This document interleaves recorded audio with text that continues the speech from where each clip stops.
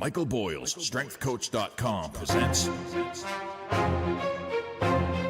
the Strength Coach Podcast, brought to you by Perform Better, the experts in functional training and rehabilitation. PerformBetter.com.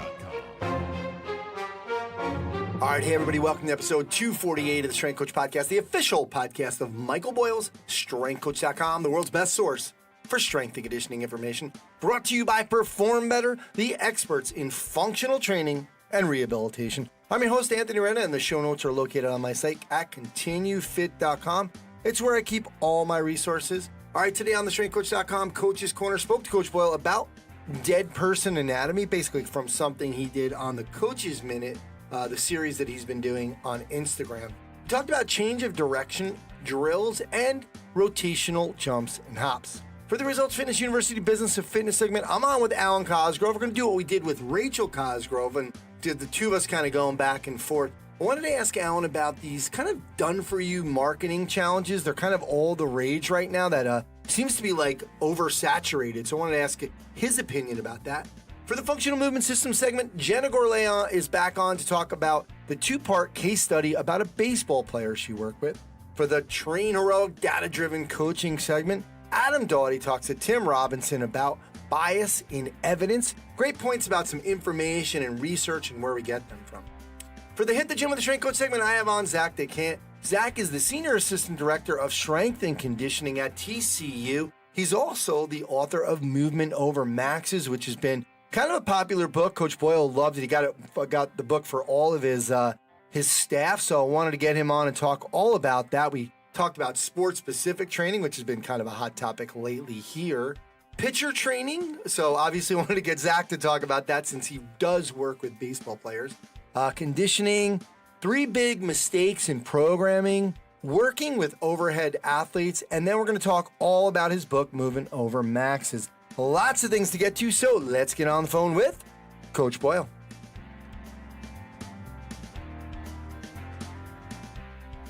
All right, now it's time for the StrengthCoach.com Coach's Corner with Coach Boyle. StrengthCoach.com, the world's best source for strength and conditioning information. You can try StrengthCoach.com out for 3 days. Just $1. You'll have access to all the articles, videos, and programs. And better than that, the best forum on the net. It's the only place to have full access to Coach Boyle. Come on, do the trial. Ask a question. You'll see. He'll answer it right away, and you'll be hooked. So check that out at StrengthCoach.com. Coach, how you doing?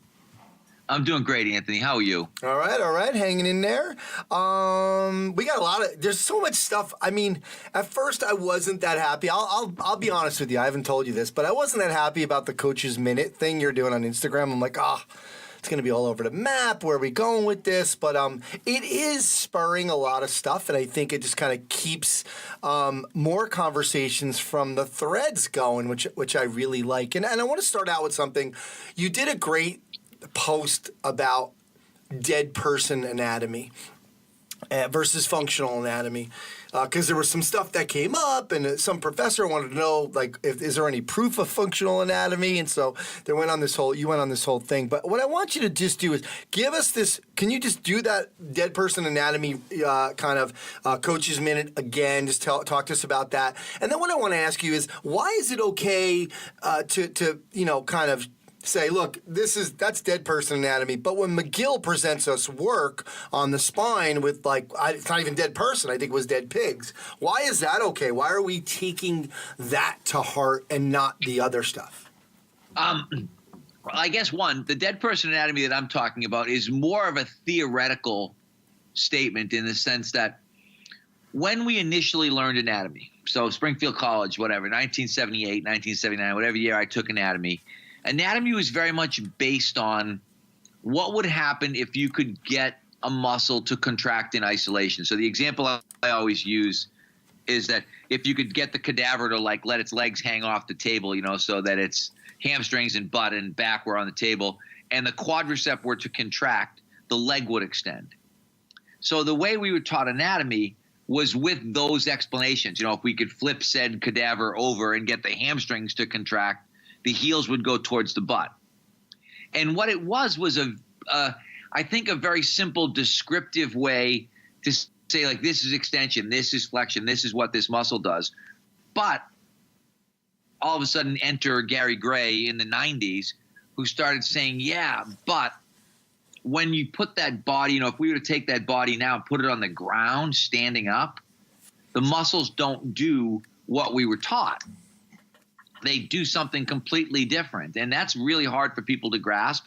Now, when you compare that sort of, like you said, to McGill's, the difference with McGill is looking at, if we look particularly like at the pig spine crunch kind of analogy, he's looking at what the effect would be of an exercise on a spine. And I might say that's not what those muscles do, but people are doing that. So I guess in some ways with McGill's thing, the only way you really have to study things in some cases is this dead person anatomy, because you can't willingly injure someone. You can't say, okay, I'm going to do a research study where I'm going to do something that I know, like I'm going to take, if you took that pig spine crunching thing and said, okay, I'm going to do, however many thousands of cycles it takes for that disc to explode, and I'm going to try to do this to people. That would not be a very popular experiment. And I don't think you'd get too many people who'd be willing to jump in and say, yeah, I'll do that one where we just keep going. And then eventually I rupture a disc and, lose control of my bowels and have this incredible pain down my legs. Like, yeah, I'm in. And that's what's interesting. So Paul Hodges, if you go back to that segmental spinal stabilization book that he wrote, he actually was doing deep needle EMGs to himself. Can you imagine that somehow he was like sticking a needle through his abdominal region to like get his multifidus. Like he was like, I remember listening to him talk one time. He's like, I'm the only person in the study because I'm the only person that would allow them to like stick this needle into their multifidus. So I guess the point being, it's really hard to do good quality research in some of these areas. So you may need to accept maybe a different level of error or a different level of evidence or whatever it is. Versus I look at the dead person versus live person conversation that I was having as being like the common sense, wait a second, because I can remember listening to Gary Gray and being like, oh my God, I can't believe I never thought of this on my own. Because, and this goes back, I can remember them saying, when you put your foot on the ground, every muscle does the same thing. They all resist flexion of the ankle, knee, and hip. And I can remember standing there thinking, sitting there, actually, I was in a course thinking, God, he's right. That's exactly what happens, right? And he was kind of like, the quadricep resists flexion. The glute resists flexion. The hamstring resists flexion. Every muscle is acting in concert, literally like a symphony, playing together to prevent you from falling down. And then when you push off, he's like, all the muscles do the same thing again. So really, when you think, anatomy is really easy in the sense that every muscle prevents flexion and every muscle creates extension, particularly when you're thinking lower extremity, functional anatomy, kind of waist down sort of stuff. It's very, very straightforward. And it's amazing that people will argue that point. I am just fascinated by the fact that people will look at you and argue. I had a long talk with a young physical therapist yesterday about this whole idea, and he was lobbying really, really hard for leg extensions. And I said, and I literally said in a really nice way, I think sometimes it displays, when you argue for these single joint non-functional exercises, I feel like it exposes either a level of stubbornness or a level of ignorance, depending on how you want to look at it, or maybe a level of both. Because I don't understand how someone can't look at that functional anatomy idea and go, oh yeah, you're right, I get it. Because to me, it's so incredibly self-explanatory. And yet people will insist on arguing. Yeah. And going back to McGill, just in his defense, is obviously he's done some tests, not with the spine like that, to, over and over again, but he has done real person EMG stuff with really high level athletes. It's very hard to do research on injury mechanisms. Do you know what I mean? When you know that something is going to happen, it's really hard to say to somebody, hey, would you do this for me? I know, I go back to my car crash analogy. You can't crash people in real cars to see how the airbags work. you know what I mean? You got to use a crash test dummy because it's, you know, it's tough to get volunteers. And it's funny. I can remember years ago when I was first studying, the Natick Army labs used to do things like they would get military guys to volunteer to get altitude sickness, if you can imagine. Yeah.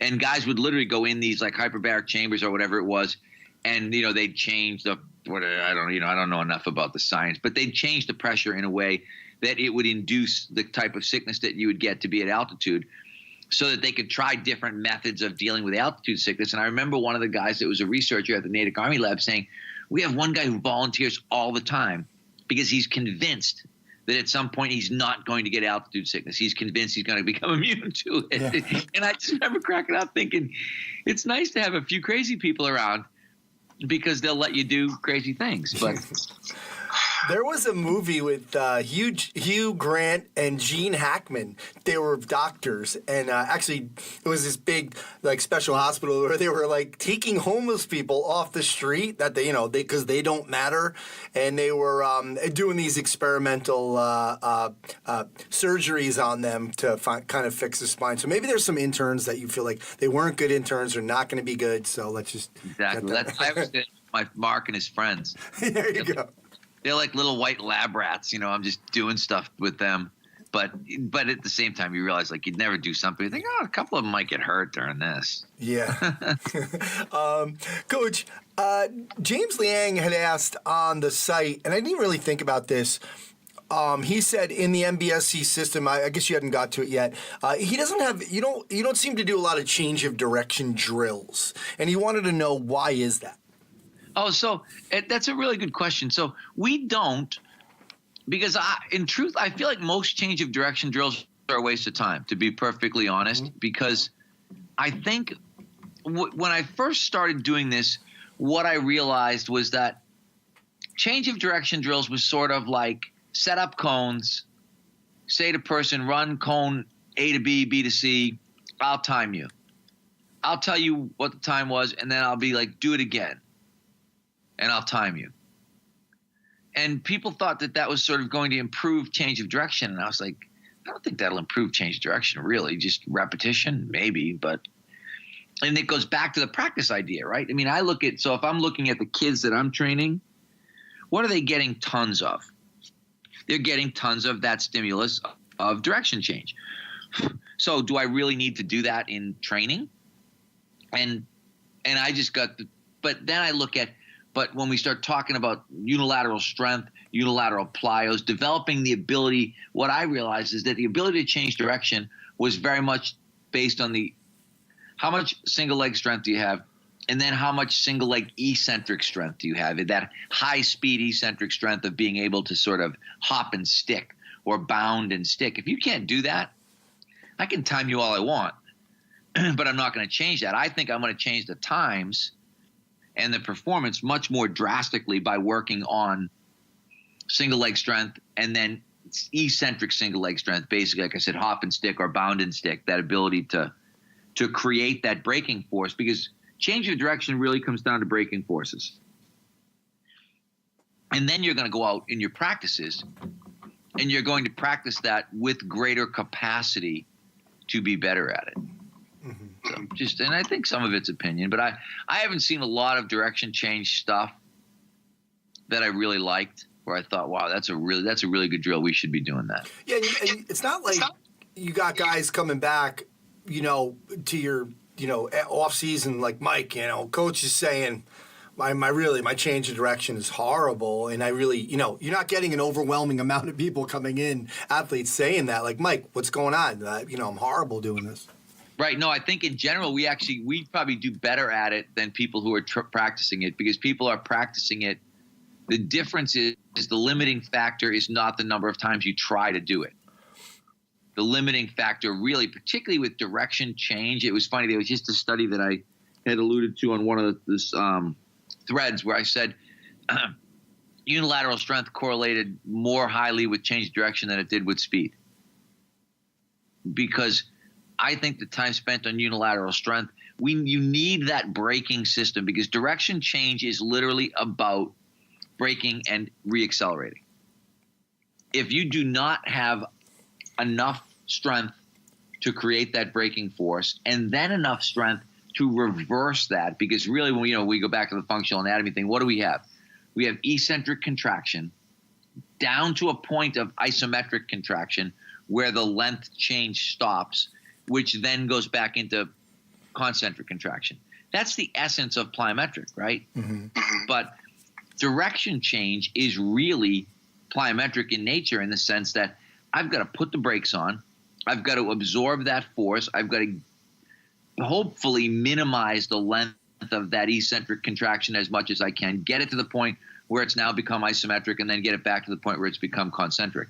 That is, whatever, stretch shortening cycle, all these things that people talk about. So I don't think that's done through repetition as much as it is through capacity.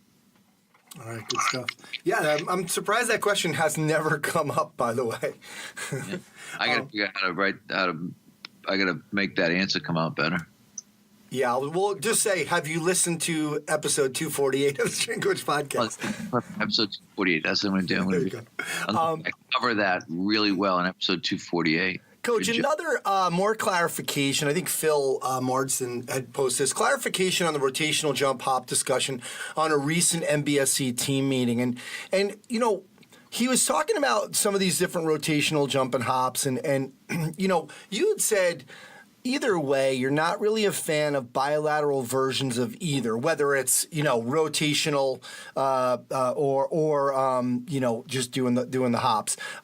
You said that I think adding rotation to bilateral plyometrics, by definition jumps, is not that practical. You don't see too many double leg landings in sports, but just let me ask you, from my perspective, like working with golfers, working with rotational athletes, isn't that rotational jump or hop, and I get why you don't want to do that on one foot. I'd never do that on one foot. But isn't that really teaching them some ground force production and some getting it from, using that pelvis, using those hips, instead of just worrying only about the landing? You know what's funny is I think you probably could make a good case for that. Sort of we talked about that, 10 or 20% that becomes sport specific. Yeah. If you said golfers. Mm-hmm. Because again, I'd look and say, well, who really, is exploding out of this bilateral stance rotationally? And then you're like, well, golfers. Maybe baseball players. There may be some small instances where you could say yes, that this might make sense. I just think it, in general, does not. Especially like bilaterally, I'd look at it and think, that's not going to happen a whole lot, where somebody's going to kind of explode and go 90 degrees. But if you look at some of Jason Glass's stuff, there's some of that stuff in there. So, yeah, I guess if we're looking at golf or at baseball, it's something where you're really going to work out of a really strong bilateral stance, then maybe. But I'm not even talking about the bilateral stance. I'm just talking about, it doesn't even, I'm just thinking, this really does teach you to use any rotation, even whether it's a tennis player. It's just you're focused on that drive through the ground and the hips coming up. Even if it's not, quote unquote, sport specific, you're learning. I guess my point is I'd rather bound than hop. Do you know what I mean? I think that force of trying to, particularly in the hops, in single leg, where you're trying to go either 90 degrees into internal rotation or 90 degrees into external rotation, I think there's a big area for error there that can be dangerous. Yeah.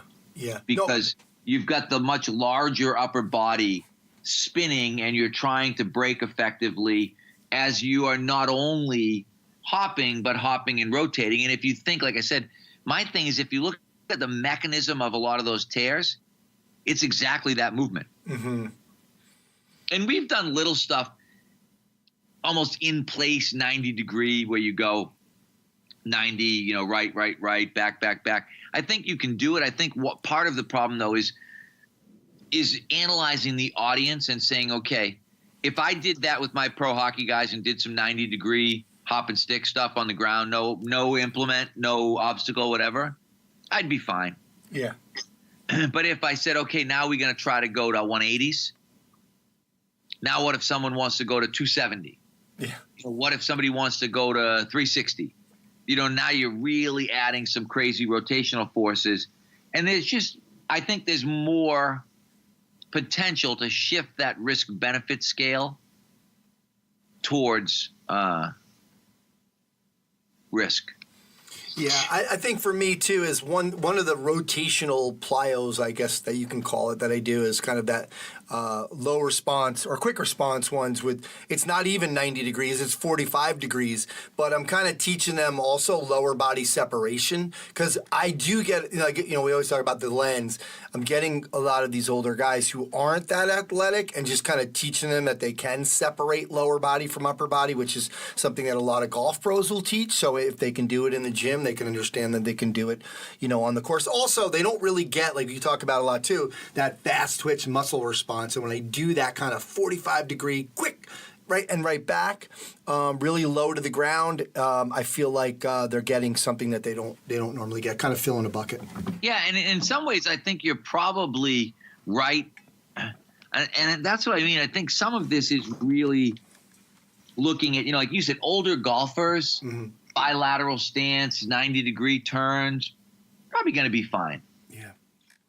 But even some of those guys, I might look and think, I might only want to go 45 with those guys. Yeah, I get nervous with the 180s on some of them, depending on where they're at. They all have knee problems. Even 45, like I might half it because, I've got these old functional training grids that I bought back in the old days in the Gary Gray era that I still love when I start doing some of this stuff. And they're basically just big circles, big mat with a circle drawn on it. They're probably 5 feet by 5 feet.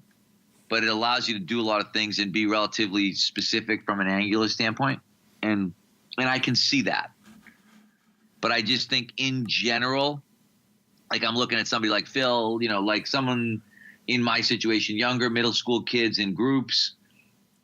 I don't know if that'd be high on my list. Yeah.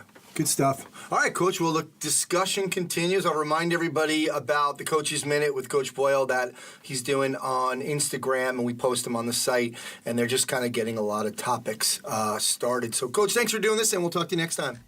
All right. Thanks, Ant. I appreciate it. All right, guys, right now at Perform Better, they have free shipping on orders over $59 with lots of items on sale so you can double dip. Make sure you check that out. Also, the next one-day seminar is in LA, February 2nd. Alan Cosgrove, Greg Rose, and Martin Rooney. And then after that, it's February 16th in Dallas with Josh Hinken, Lee Burton, and Todd Durkin. You can check them out at performbetter.com for all their products and info on their educational seminars. Welcome to the Functional Movement System segment. My name is Jenna Gourlay, and today I would like to finish a two-part series about a junior college baseball pitcher that I worked with recently. For part one, we looked at how we screened both his movement and his capacity. In this second segment, we'll look and get into what we did and how that affected his performance on the mound. If you haven't listened to the first segment, start there. And for those of you that have, here's a quick review. This is our pitcher who had an injury over 6 months ago to his left oblique. He was pain-free and he had returned to pitching, but he was not doing as well as he did before the injury. After screening, he presented with a passing FMS score, but then he had asymmetries on his Y balance test and dysfunctional movement control, postural control, explosive control, and impact control on his fundamental capacity screen, or his FCS. His goal was to return to the level of pitching he was at before getting injured and to be able to improve his velocity and his endurance. So we know that he wants to pitch better without fatiguing after 2 to 3 innings, but right now he has some asymmetries on the Y balance test and some deficits on the FCS. So he needs to be able to stabilize on one leg, demonstrate control at the limit of his stability, and maintain good postural integrity under load in order to be able to pitch effectively and efficiently. If all his energy is going into being balanced during his pitching motion and he's compensating in his postural control, then we know he's going to fatigue quicker and he's not going to be able to generate the same kind of power that he could if he had a really good foundation. So while we know his performance goal, we need to fix some of his capacity problems to allow him to best benefit from when he is working on the intricacies of pitching. So to work on his upper and his lower body movement control, we did some bear crawls, Turkish get up, and then we did a lot of work on the balance beam. Whenever he did lose his balance, it was almost always when he was on his right foot.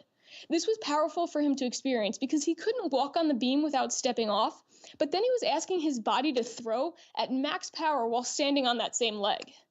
After a session, his motor control screen improved by 4 centimeters on his right leg and 3 centimeters on his right arm, which closed that gap in asymmetry. He was then given bear crawls, that Turkish get up to do at home, and we also gave him half kneeling holds and turns with a kettlebell to focus on good posture while he's moving his trunk. Once we determined a good weight for him, we also gave him a 6-position carry. So his goal here is to maintain good alignment of his neck, his shoulder, his spine, and his hips as he walks with the kettlebell. He followed up 2 weeks later and reported that over the past week, his pitching had felt a lot better and he felt less fatigue in his shoulder overall. He had maintained the progress that we made with his motor control, and we looked at his carry screen again. We expect a person to cover more than 250 feet and go over 90 seconds while carrying 75% of their body weight. Our client walked 100 feet and only for 40 seconds initially. After working on the exercises for 2 weeks, though, he was able to walk 210 feet for 79 seconds. This is not passing yet, but he's improving since the previous session. And since we got that improvement, we went back and we looked at his explosive and his impact control again. So that single leg broad jump and also that 2-1-2 bound. Initially, he was only able to do that single leg broad jump 91% as good on his right compared to his left. And when we looked at his 2-1-2 bound, he was 89% of his distance off his right leg compared to the distance off his left leg. So we see a pretty decent asymmetry there. Now, after he worked on these things at home, and now that we had a good carry screen, we did retest him. And what we found was that he was now within 98% for his single leg broad jump when comparing the right to the left side, and 99% for his energy storing or his 2-1-2 bound. Both of these metrics improved over 10 centimeters by working on his movement and his postural control. For the next 2 weeks, we increased his weight on that Turkish get-up and his 6-position carry, and then we added in a push press for him to do at home. When he came back, his carry was passing at 290 feet and 109 seconds. He also maintained the gains that he had made in the other quadrants of movement, explosive, and impact control. At this point, he started to notice less fatigue with his arm, and he felt like he could pitch better for a longer amount of time. He continued working on his exercises at home, and during this whole time, he was still working with his pitching coach on improving some things. We spoke a few weeks later, and the athlete said that he had returned to his prior ability, and he was now starting to add more velocity to his pitches, more so than before he even got injured. So in about a month, we got him back to his prior level of pitching since before the injury. Now, for 6 months before that, he had struggled with sport-specific training. Yet when we improved his physical attributes, it only took 1 month while he kept training to get him back to his baseline and then to start making gains, because he was better able to apply what he was working on with those pitching lessons, with that sport-specific training. So even if you don't specialize in a specific sport, you can still have a profound effect on an athlete's sport-specific training by taking care of function and performance elements as well. I love this case because it's the functional movement system that gives me the tools I need to better prepare for an athlete that's trying to get better at pitching, even though I don't specialize in pitching or even baseball. Working on movement patterns and physical attributes when appropriate can be that thing that takes the athlete to the next level within their sport. So no matter who the athlete is, it pays to make sure they don't need anything else in addition to that sport-specific training. You screen them first, you fix the fundamental issues, and then they continue training with their sport, and you often see them get to a higher level. That's it for today. My name is Jenna Gourlay, and this has been a Functional Movement System segment. For more information, please check out functionalmovement.com, and thanks for listening.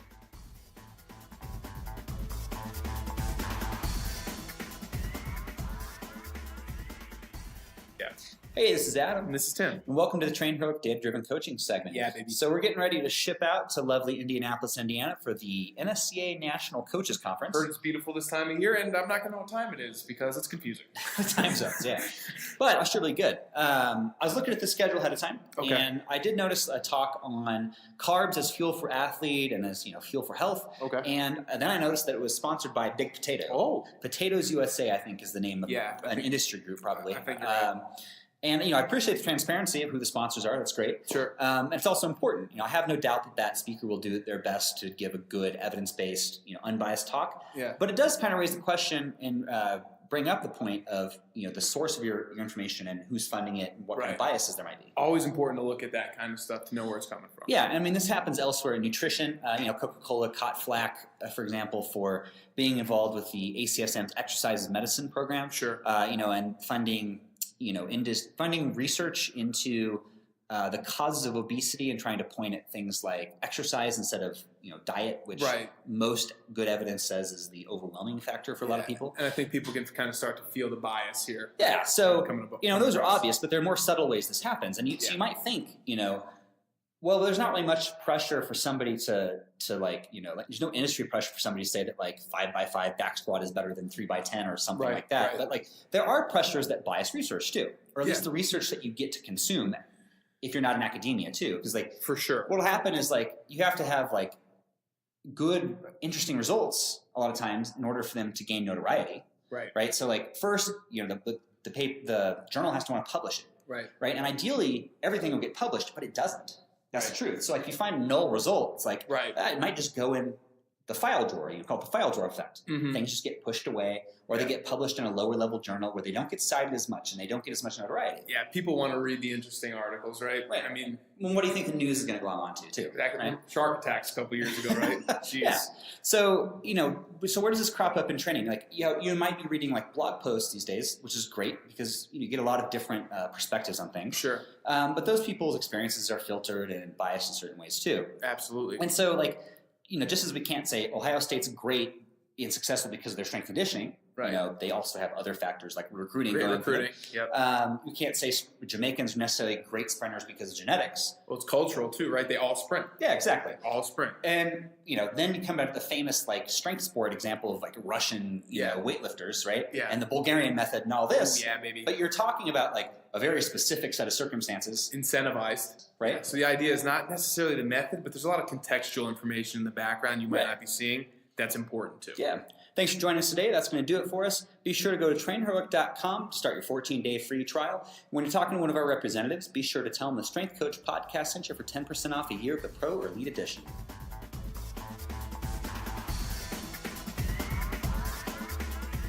All right, now it's time for the Results Fitness University Business of Fitness segment. And I'm here with Alan Cosgrove. Alan, thanks for doing this. Thanks for having me on. I appreciate it. All right. Well, we started doing this with Rach the last 4 episodes where I kind of interview her a little bit, just to mix it up. It's kind of like sometimes how you do it in a Scottish accent, just to mix it up sometimes. Just to keep it fresh. Keep it fresh. Alan, I wanted to talk to you a little bit. I wanted to get your feeling on this. And obviously you're a competitor too, because you have the Results Fitness University Business of Fitness. So you're marketing to gyms and trainers and how to work on their business. But we've seen a lot of these almost done for you marketing programs. And you and I were talking, they're very similar to almost like a Groupon thing, just kind of get them in, promise them they're going to hey, here's how you do your Facebook ads. And I think it's very deceiving too, because they don't tell you up front. They're hey, we're going to show you how to do this, and you don't. They can get it for free, blah, blah, blah. You don't have to spend any money on this. Meanwhile, you pay the company $1,000 a week or something like that for 4 months. But talk to us about these almost done-for-you, low-hanging fruit marketing programs.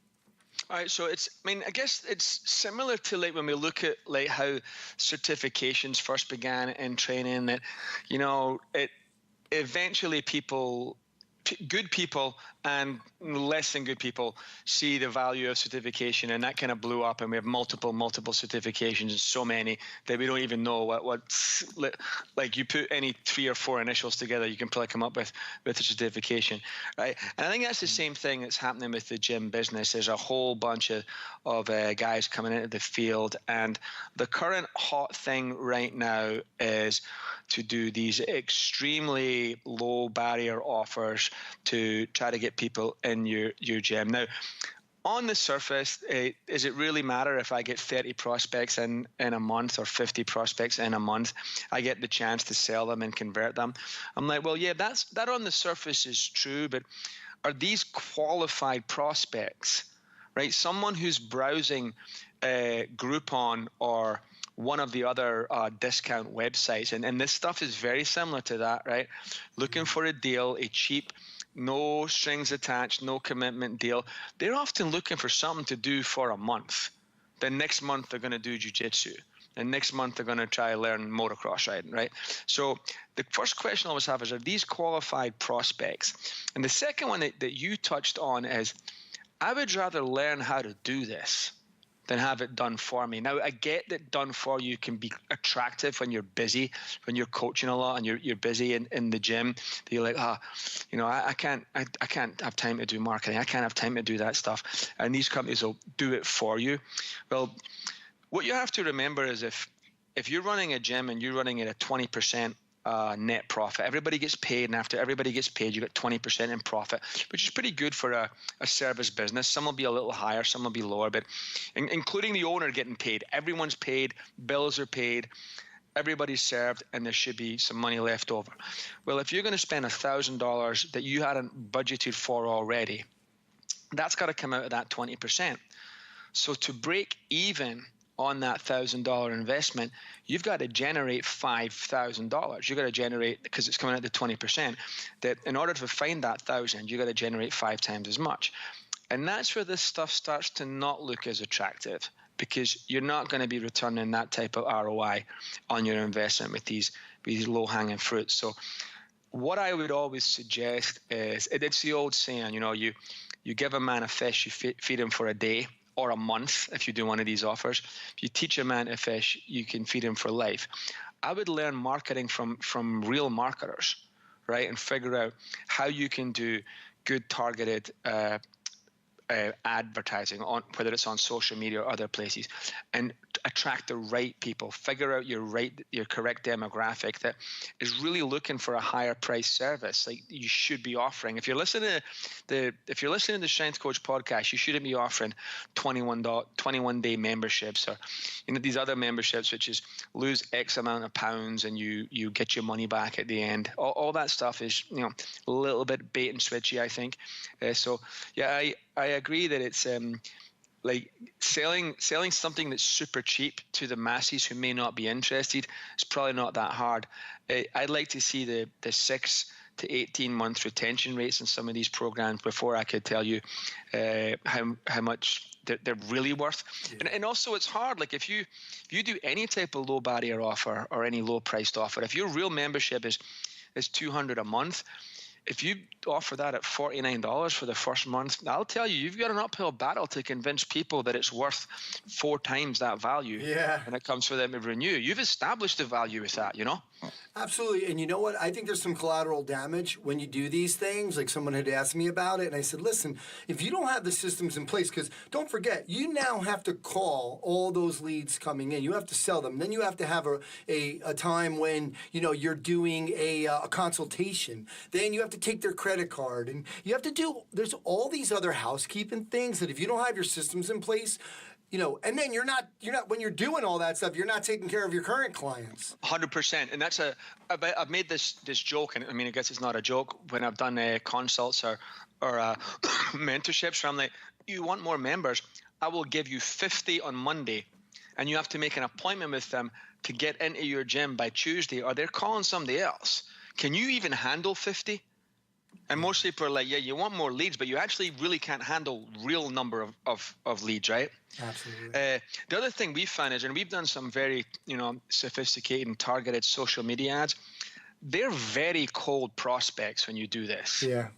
Right? That you've got, they're not like, hey, here's a gym in your area doing a trial. And they're like, kick, yeah, I'll join in. I'll come down today. I'll start working out. They're like, yeah, I'm interested. You may have a whole bunch of touch points before you get this person in the gym to actually get going, right? Absolutely. And guaranteed, I can tell you, let's say there's 50 names. Guaranteed 40, when you reach out to 40, you're going to be leaving a message, right? They're not going to pick up the phone or text you back right away or email you back right away.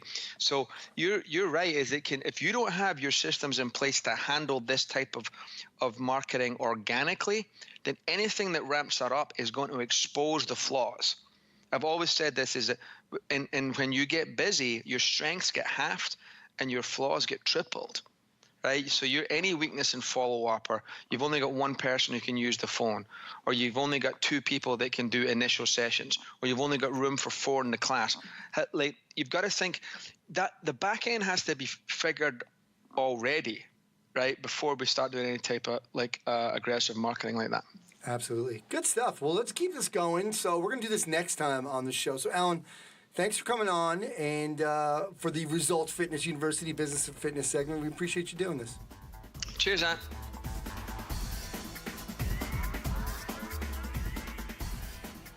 All right, now it's time for the Hit the Gym with the Strength Coach segment, and today I have on Zach Dechant, and he is the Senior Assistant Director of Strength and Conditioning at TCU. He's been there since 2008. He oversees the development of baseball as well as the quarterback development for football. Before that, he spent a couple seasons with the Los Angeles Angels of Anaheim, 2 years at Missouri State University, and he spent some time at the University of Washington as an intern. Most recently, he is the author of Movement Over Maxes. If you're a StrengthCoach.com member, if you follow Coach Boyle, Coach Boyle actually bought 20 copies for his staff for Christmas, and he's really loving what Zach had to say. So, Zach, thanks for coming on. Anthony, I appreciate it. It's been a whirlwind with the book release, and honestly, Coach Boyle reaching out about how much he enjoys it. So I really appreciate you guys having me. I'm a huge fan, to be honest. All right, good stuff. Well, let's get into this a little bit because I told you I don't normally throw curveballs, and there was no pun intended for the baseball guy here, but right. I do want to get your take on this whole sport-specific thing. Lately, Coach Boyle's been ranting on Instagram. We had Joe Banya, we had Coach Boyle talking about last episode, Coach Joe Banya talking about his take on it as well. And you are you oversee the development of baseball and the quarterback development for football. So kind of the overhead athlete guy there, I guess. What is your take on this whole idea of sport-specific training? Well, I mean, to be honest, this could go 1,000 different directions, but really what we see, especially at the younger level, is that athletes need general development. Especially in the sport of baseball. And I'm sure it's like that across the board, to be honest with you. I see Coach Boyle talk about it all the time with hockey, but they need general development. They need movement mechanics, jumping, landing, sprinting, squatting, learning how to hinge their hips correctly, bracing their core. These athletes do so much in terms of specificity with their sport and practices and lessons and year-round playing. It's specialization year-round. That for us, we want to build the athlete. We want to build that motor before we really worry about specificity in the weight room. To be honest, there isn't specificity in the weight room. It's all general.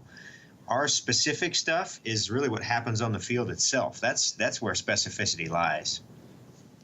Very cool. So do you, as a baseball guy, though, there's different positions. Talk to me about, and you did write an article on, training pitchers, which, again, would seem sport-specific. So talk to us about your philosophy on pitcher training.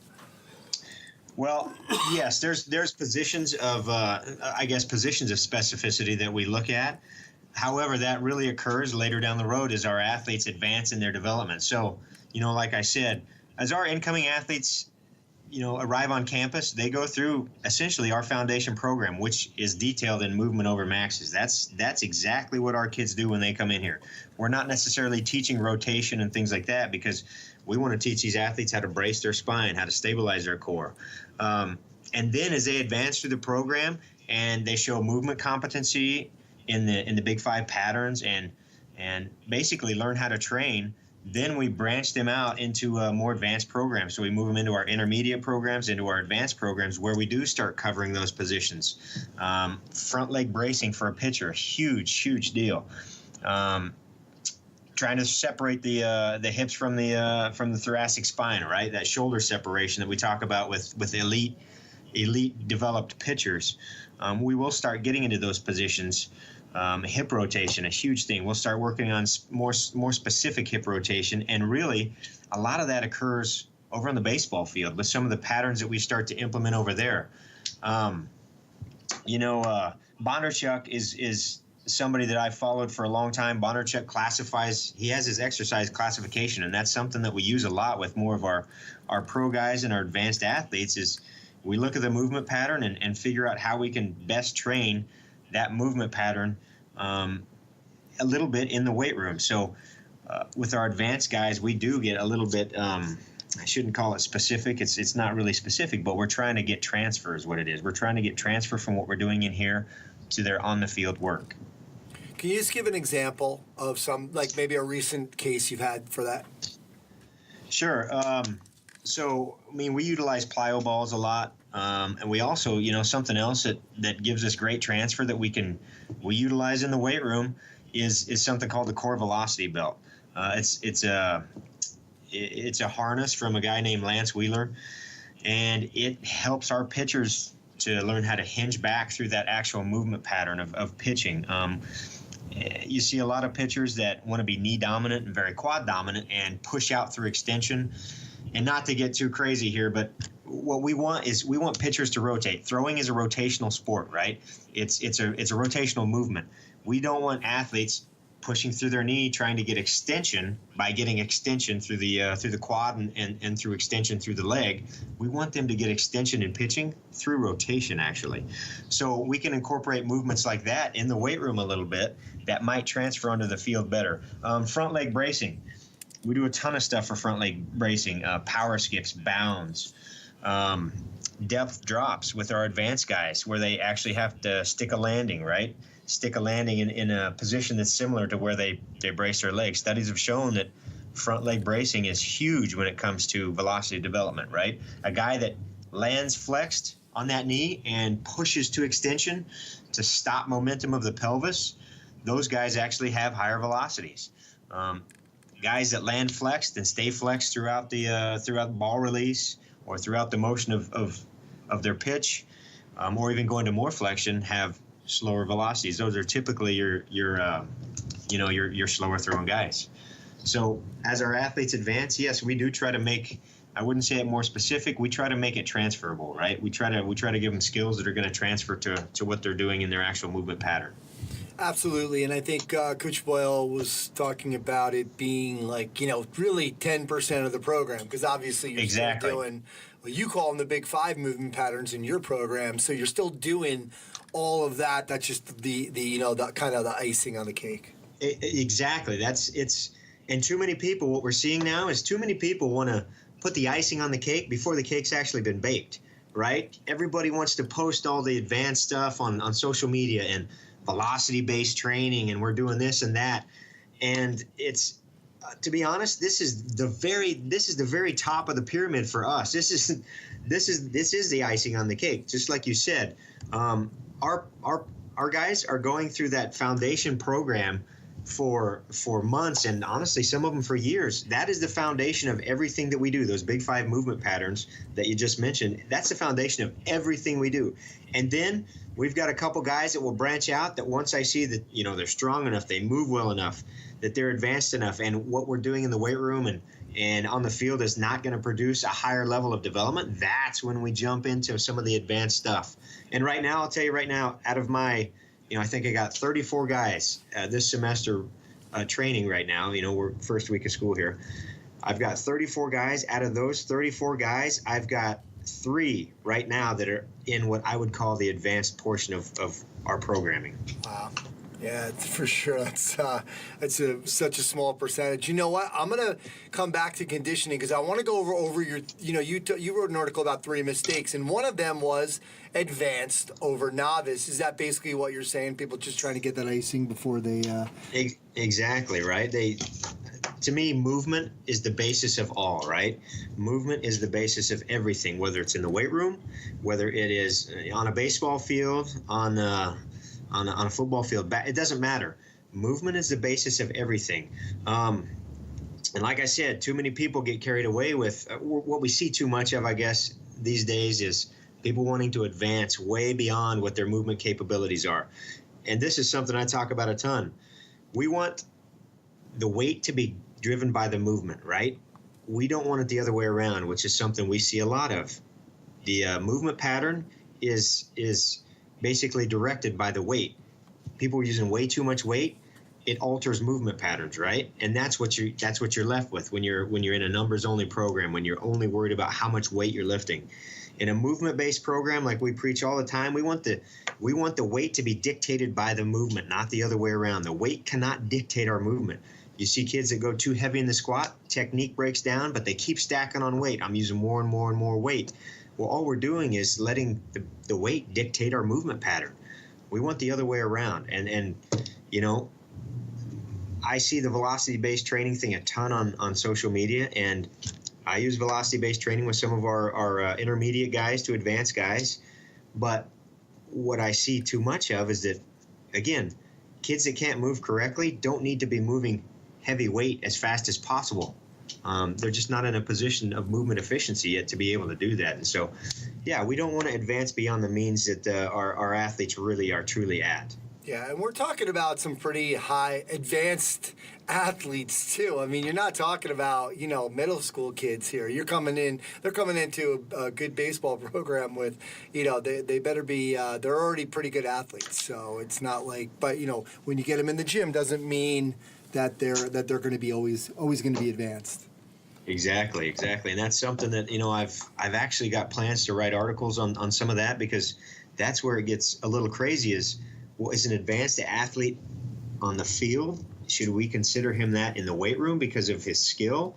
But more times than not, they're not that in the weight room, right? They're actually usually a lower level athlete. So that's something that you know, hopefully in the next couple months as baseball season comes and I get on bus trips that are 6, 7, 8 hours long, I can start writing about that a little bit. Nice. Another mistake, cut and paste that you said you made. Well, talk to us about that. Yeah, well, really what it was, you know, I was on Charlie Francis's forum. I'm a huge Charlie Francis guy as far as the high-low system. Everything that he did really speaks to me with the nervous system. And I was using, at the time, I had studied Westside extensively. So I was on a 4-day program myself, training myself really is what it was, doing dynamic, doing max effort days.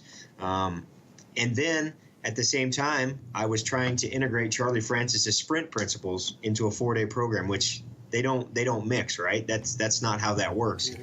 On a high-low system, you're not blowing yourself out on a max day, on a max effort, you know, lift, which should be more of a recovery-based day. So I got on Charlie Francis's forum and was posting some of these questions I had as a young strength coach. Honestly, it might have been before I was even considered a strength coach, and I was an athlete, just programming my own stuff. And he kind of lit me up and was like, no, that's not how this works. It doesn't. You don't cut and paste a program from this and try to mix and match these things, because programs are built in their entirety to work, you know, as a whole, really. And so it really opened my eyes to the fact that I can't take the best strength program here and then try to intermix it with the best speed program, and then I'm going to also throw in, you know, the best agility program I can find. It just doesn't work like that. Everything has to be accounted for. Yeah, Coach Boyle used to call that poop soup. Yeah. Throwing all the ingredients in there. And I talk about this a lot. I think Seth Godin wrote a book called Meatball Sunday, and it was this, you know, Sunday with, you know, meatballs. We all love meatballs, and we all love ice cream. We all love fudge and then sure, bananas and any good ingredient you can put in there. But to put them all in one bowl doesn't mean it's going to taste good. So right. That's actually a good analogy too. Your 3 mistakes. The other one. So we had advanced over novice, cut and paste. But this one I want to talk to you about, because you have strength at all costs. But at the same time, you wrote another article, the physical versus skill battle, where you know, there isn't enough of the physical piece in there, and everybody's worried about skills, especially, you know, young athletes. Talk to us about this idea about strength at all costs, and you know, your thoughts on how strong is strong enough. Yeah, I mean, that's the $1 million question is where do I stop working on strength, so to speak? And how I answer that is, honestly, your eyes will tell you. As a good coach, as a competent coach, I think your eyes will tell you when strong enough is when your athletes are strong enough. But what we see with the other article that I wrote, the physical versus skill battle, is that young athletes, especially in baseball, which is, you know, obviously what I'm around, young athletes, junior high school kids, I mean, even the incoming college kids I see, they don't have the background of training. They don't have enough strength. Once we build that strength up, though, yes, there is a limit. We don't need to keep getting stronger just for the sake of getting stronger. It wastes way too much adaptation energy for what we get out of it. And the foundation for young athletes, for all other motor abilities, in my opinion, is strength, right? So increasing power, speed. For young athletes, it's all about strength. As they develop through intermediate into an advanced athlete, strength, the correlation between all those other motor abilities and strength begins to decrease, even to the point where the Russians used to talk about there was an inverse relationship between something like strength and speed. When you focused way too much past a certain point on maximal strength, you slowed the nervous system down. The nervous system began to adapt to what you were throwing at it, right? Slow, heavy strength work teaches that nervous system to be a grinder. And so they said that at some point, strength actually inhibits speed and is a problem. And we kind of have the same philosophy in our program. Guys, people see us squatting heavy loads and things like that. I post some of that stuff. But again, that's with some of our lower level athletes, and they have to understand that once they've reached a certain level, which usually is a post, when I post about it, they're probably at the level where they're going to start moving to more advanced means that we don't necessarily need to beat our head against the wall trying to gain 10, 20, 30 pounds on a max strength lift. We might start working more to the strength speed or speed strength side of the continuum. Absolutely. No, do you have any standards in terms of like 1.5 body weight or 2 tons body weight with some of the bigger lifts? No, actually, I really don't, and maybe I should, but I don't. It's my eyes tell me the story, and I can tell when you can tell when it's not really there's no more gas in the tank, so to speak, that we've kind of hit the limit as far as where they need to be, and what we're getting from strength work or from heavy strength work is not going to transfer. All right, the name of the game is transfer, really. That's the name of the game. We want it to be able to transfer into whatever they're doing as a skill and as a sport. So once we see that stop transferring, then we know it's time to start moving on. Yeah, absolutely.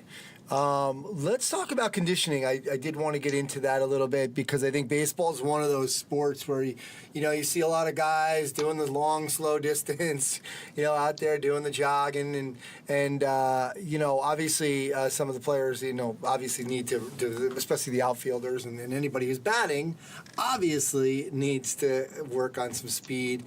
Talk to us about conditioning, your thoughts on conditioning for baseball players. Sure. So our program is 100% built around, honestly, speed and power. Our pitchers sprint, our position players sprint. The primary distances that we train at are under 30 yards, so 0 to 30 yards, primarily 10 and 20 yards, if you really want the honest truth. We don't ever touch 60 yards unless it's for sometimes a buildup, maybe a flying run or an in and out or something of that nature. But a lot of times we don't even get that advanced with our speed stuff because we can't. Just the time that we have available dictates that a little bit. But our pitchers, position players, all train speed. As far as conditioning goes, baseball has been conditioning in baseball has always been long, slow LSD, long, slow distance work. So, for our guys, it is, again, built around Charlie Francis's principles, really. I mean, tempo runs is what we use. We use 65 to 75% of their max speed, and we do tempo runs on conditioning days. We do not run long distance ever, all right? Our tempo runs are generally, like I said, 65 to 75%. 45 to a minute rest. It's kind of a walk ratio that we have based on yardage, but we'll walk a certain yardage based on the distance of the run is what I'm trying to say there. But we're building a little bit of aerobic development with that, some what we would call capillary density, so that guys can stay warm, because baseball is a sport that they stand around all the time, right? Charlie was big on the tempo runs, build capillary density throughout the outer ranges of muscles and the body, so that you've got more blood flow out there, body stays a little bit warmer. Once we get into the in season, our pitchers, to be honest, don't condition. They don't run. Everything that happens in the weight room for the most part with recovery. They've got their lift session, and we do a little bit of heart rate work, very, very, very low intensity, on an elliptical, on a treadmill, post start for some of our starters, where it might just be it's basically blood flow work. It's just getting the body moving so that we can get into some range of motion work. But as far as conditioning goes, we don't do energy system work. We really don't. Okay. Why don't you? How come the pitchers, once the season gets there, no running? To be honest, I don't find the need for it. We do a little bit of sprinting in our warm up every day, so kind of a micro-dosed sprint approach, where they do some sprinting in warm ups. Our practices are high intensity for the most part, which every coach tells you their practices are high intensity. That we do the stuff, specific stuff on the mound with PFPs and pitcher fielding practice for those that might not follow baseball. But so they do it during that portion. But once the season gets here, we don't find a need for it, to be honest. We monitor body composition highly, and then the kids lift a minimum of 3 times a week. Our baseball guys in season will lift 3 times a week. Our pitchers, I should say. It's all built around their throwing schedule, but they will lift 3 times a week. We do not miss lifts in season, and I don't find the need. I need guys that are fast, powerful, and explosive. I don't need guys that are aerobically conditioned, to be honest. All right. Talk to us about your, this is another big topic with baseball players, is your philosophy on, training overhead athletes.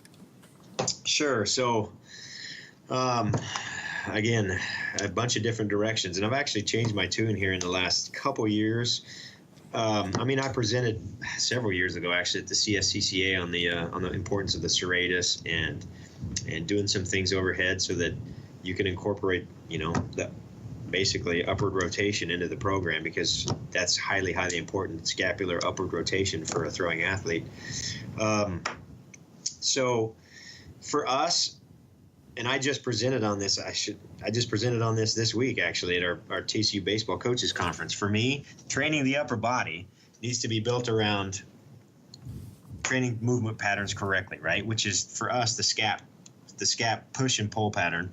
Again, it goes back to our big 5 patterns, the reverse pull-up and the push-up, teaching your athletes how to move their scaps correctly. When you're doing that, you're going to incorporate the muscles that are necessary for them as throwing athletes, which include the serratus, the scapular stabilizers. We do a little bit of, I shouldn't say, we do overhead press, but the way that we do it is different in the form that we're not doing a bunch of heavy barbell overhead presses with guys that can't get their arm overhead. It's built around things like kettlebell waiter walks, or we even use plate waiter walks. It looks like you're a waiter running a tray through a restaurant. Mm-hmm. We do some landmine presses at like a 45-degree angle, like a kneeling landmine press. All of that, though, comes back to us trying to activate that serratus and get upward rotation of the scapula. It's not heavy. It's a movement pattern. And we teach our athletes to kind of internally focus on kicking that serratus in and moving the scap on the rib cage. We'll do some kettlebell press, some kneeling kettlebell presses, things like that at a different positions. But do we barbell overhead press, this and that? No, I've never done that. I've never been a big fan of it, and I don't see that coming back in the near future. All right. What's the reverse pull-up? Is this an eccentric pull-up? Or? Yeah, the reverse pull-up for us, I term it the reverse pull-up. That's what I've called it for 15 years based on what I was taught. It's a horizontal row. Oh. Like a underhand grip row or whatever you want to, on a barbell, feet on the ground. Mm-hmm. So that's what I term the reverse pull-up. Almost like a bent row? Yeah, kind of. It'd be the same pattern for the most part as a bent over row. But yeah, so the barbell is, probably about waist high, feet are on the ground, and you're pulling your chest up to the barbell. It's the exact opposite of a push-up, right? It's, if you want to envision it in your head, think about a kid doing a push-up, flip them over, have them grab a barbell. There's your reverse pull-up. Okay, good. Give me you've mentioned the big 5 movement patterns. For you, what are the big 5 movement patterns? I know in Movement Over Maxes you detail all this, but Sure. What is that? Yeah, the big 5 movement patterns for us are a squat pattern, a hinge pattern, the upper body push and pull. So again, that's our hand pickup push-up and a reverse pull-up, and then the iso core is really the 5th pattern. I throw a little bit of single leg stuff in that 5th pattern as well because we do some iso single leg, so it's kind of an iso block, but it's iso core plus single leg is the 5th pattern. The second pattern I didn't mention isn't for us. It's the RDL pattern, a hinge, the RDL pattern, and then the front squat is kind of our primary pattern for that squat, and number 1.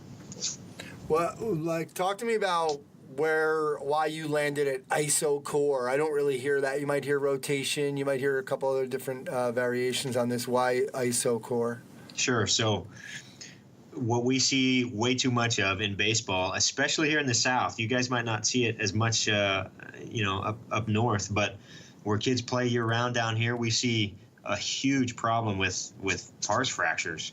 Pars fractures are basically stress fractures in the spine, generally, L3, L4, L5, somewhere in that region, that are between, they're micro stress fractures between the transverse processes, essentially. And kids get it because of extension and rotation. So I should say they get it from overtraining, extension and rotation.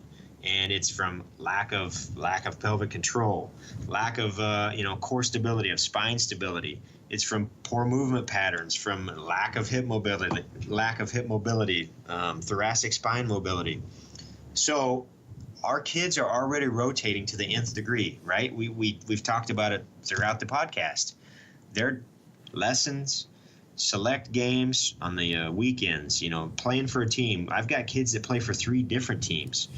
And so they're rotating to the nth degree. I don't need to add more rotation to their program. What we need to do is stabilize that spine and make sure that they understand how to control their pelvis and their lumbar spine for the most part. That's where that iso core series started.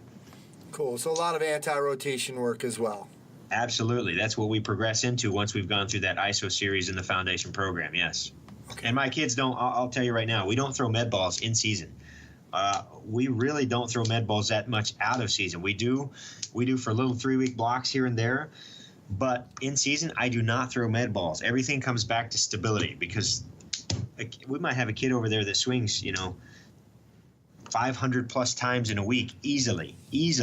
I mean, we've seen him up to 1,000 times in a week. I don't need to add to that pattern. I don't need to add to that problem, to be honest. Yeah, I think, I working with golfers, I talk to them a lot about some of that in season. We certainly did any of our rotational work more off season, and even something like whatever if they were going to choose a bike or a rower or whatever they wanted to do, I did less treadmill or that type of thing. If they were runners in season, because I'm like, look, you're golfing 3 times a week. You're getting that. You're already getting that. It kind of goes back to Coach Boyle's buckets idea, like which buckets are full, which are empty, right. And you have to think about that in the different seasons as well. Good stuff. Right. Speed, and again, we're going to go over some of these topics that are in Movement Over Maxes. Your thoughts on speed and acceleration mechanics. I know you said, you're training them all to be speed and power athletes, but just give us just an overview of what you're talking about in Movement Over Maxes. Yeah, so the first thing that we touch on is really, when we talk about mechanics, the first thing I want to correct in my athletes is the arms. To me, the arms drive the body, and if I can correct the arms in a field sport athlete, I can go a long ways to correcting mechanical issues. We don't have a ton of time here. We're limited by the NCAA and how much time we have to train. So I really have to hammer big rocks. So I can't spend a ton of time working with 20 plus position players on each individual guy's mechanics. So we hammer the big blocks, which for us are the arms. In Movement Over Maxes, we talk about our A series, which is something that I've kind of adapted from Altus. Altus, right now is probably the leader in speed development and honestly training information as far as it pertains to track athletes and really general athletes a lot right now. They do a great job with their educational stuff. So We start off with the A series that have kind of adapted from that, and that's something that we can fit in with a 5 to 7 minute window maybe, and start getting athletes in the proper positions of a little bit of front side mechanics in a way. Really, where I love the A series is hammering arm drive.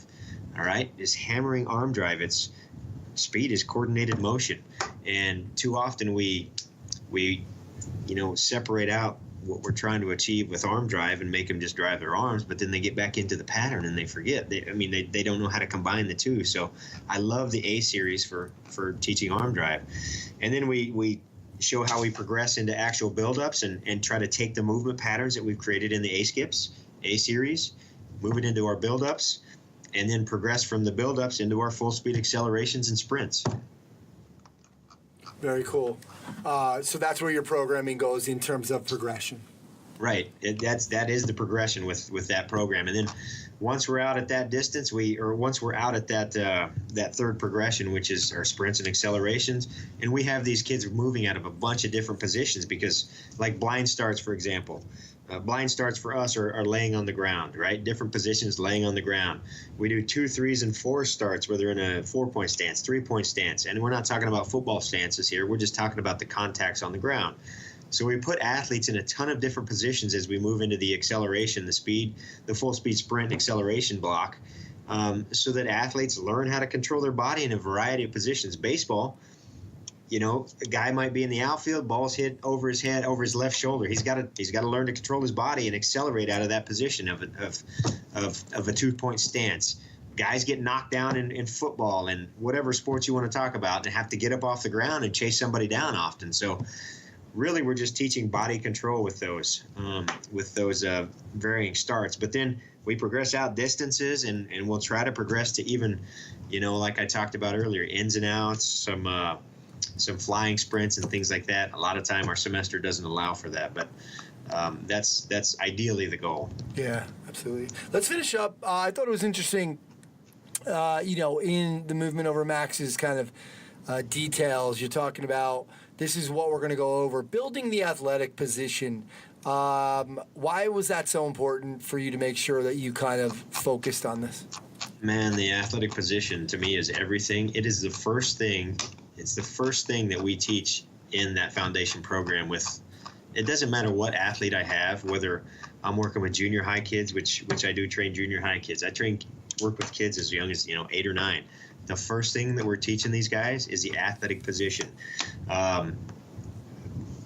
primarily because it's helping us teach that hip hinge pattern. It's assisting us in teaching an athlete how to separate their hips and their lumbar spine, right?